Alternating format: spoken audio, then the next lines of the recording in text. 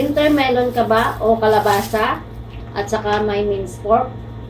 Tara, ito tipid ulam na at masarap. Tara mga sisi, magandang araw sa ating lahat. Samahan niyo ako sa aking munting kusina. So dito meron tayong dry scallop na binabad. Pwede kayo ditong gumamit mga sisi ko ng fresh shrimp.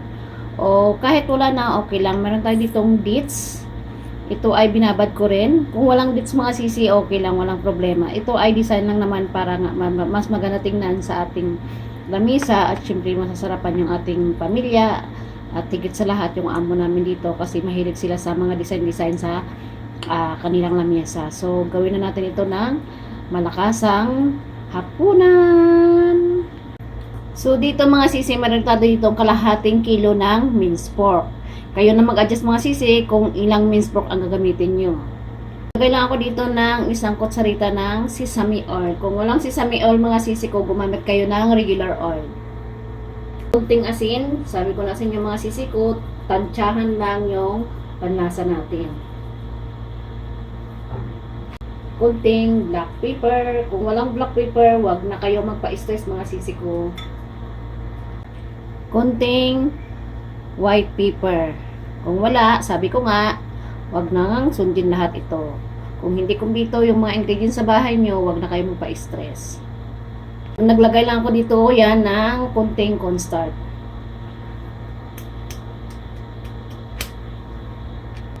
So masahin lang natin itong mga sisi ko para mag-mix yung ating mga ingredients.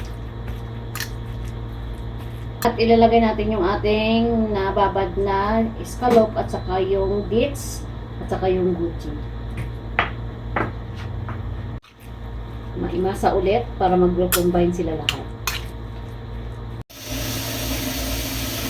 So hayaan na muna natin yan mga sisi ko mga 5 minutes.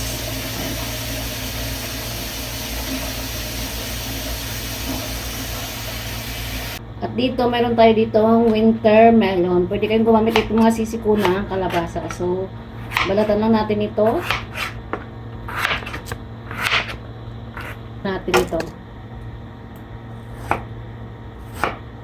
Yung pag-iwa nito ay pa-slash. Yan.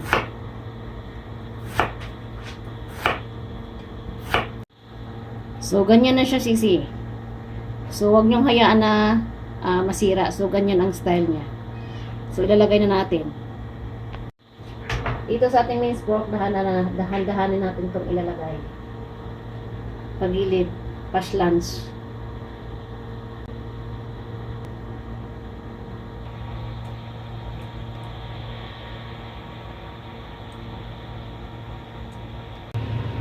At dito mga sisi, i-steam natin ito ng 20 minutes.